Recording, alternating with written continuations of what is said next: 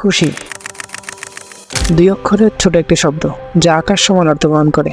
তো আজকের গল্পটা এমন একটি বিশেষ দিন নিয়ে।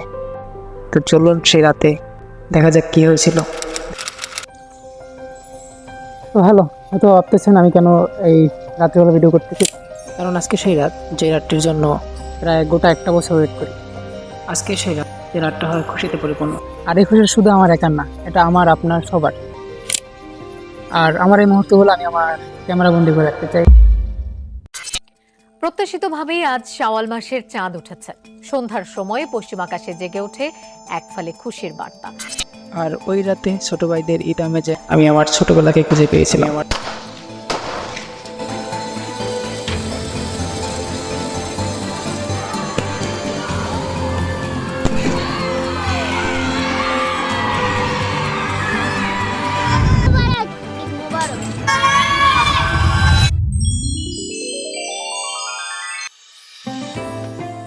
আসসালামু আলাইকুম, আশা করছি সবাই ভালো আছেন। তো ঈদ মোবারক। তো এখন যাচ্ছি মসজিদের দিকে, খুব সকাল দেখতে পাচ্ছেন।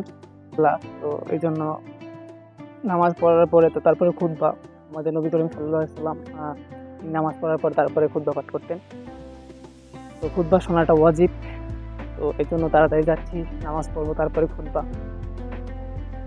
তো আর বাসায় ফেরার পর আজকে যেহেতু খুশির দিন, খুশি বলতে কি জানি না, ঘোরাফেরা নয়, আসলে ফ্যামিলি দিনটা সবাই বাসায় থাকে, তাদের সবাইকে নিয়ে মানে ভালো একটা টাইম স্পেন্ড করা, এটাই। আর যেহেতু পবিত্র রমজান মাস চলে গেছে, আমাদের পরিবর্তন করে গেছেন, আশা করছি জীবনে পরিবর্তনের ধারা অব্যাহত থাকবে। যতটুকু পরিবর্তন হতে পেরেছি ততটুকু যেন ভালো থাকতে পারি, যেন আবার সেই আগের মতো না হয়ে যায়, এটাই। তো দোয়া করবেন। আসসালামু আলাইকুম। আর ঈদের দিন সকালে নামাজ পড়তে গিয়ে আমি এই ঈদের খুশির দিনের কিছু মুহূর্তগুলো আমি ক্যামেরাবন্দি করতে চেয়েছিলাম। তো সেখানে গিয়ে যেটা হলো যে বিশেষ কিছু আমার চোখে পড়েনি। মানে আমরা নোয়ানাকা বা কোলাকুলি যেটাকে বলে সুন্নত, বা এগুলো কিন্তু ঈদের দিনের মানে নামাজের পরের এগুলো অনেকটা হার্টওয়ার্মিং যে মুভমেন্টগুলো, তো ওগুলো হয়ে থাকতো, কিন্তু এখন আর ওগুলো হয় না। তবে যেটা ছিল তা হলো একটি সেলফি তুলে ফেসবুকে দেওয়ার অসুস্থ সব প্রতিযোগিতা। তবে আমিও আমার প্রিয় প্রতিবেশীদের সাথে ক্যামেরাবন্দি হয়েছিলাম, তবে সেটা সেই প্রতিযোগিতায় অংশগ্রহণ করার জন্য নয়, স্মৃতির পাতায় রেখে দেওয়ার জন্য।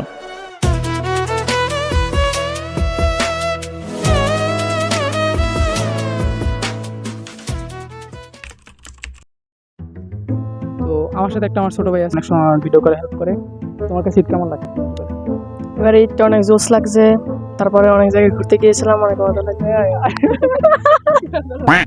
এই দাদা দাদি বাসায় বাসায় তোর ঈদ কেমন গেছে একটু কয়। আমার ঈদ একা সেতা গেছে।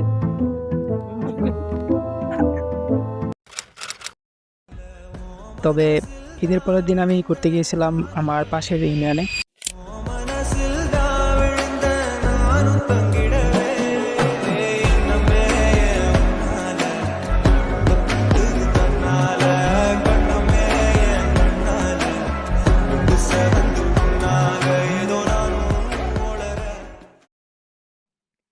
তো এভরিওয়ান, আমি এখন আসছি গিয়ে একে ফুল লাইন বলে আর কি। এক ছোট ভাইকে বলছিলাম এই ঈদে ঘুরতে যাওয়ার জন্য কোনো ভালো জায়গার নাম বলতে, তো এটাও সাজেস্ট করে।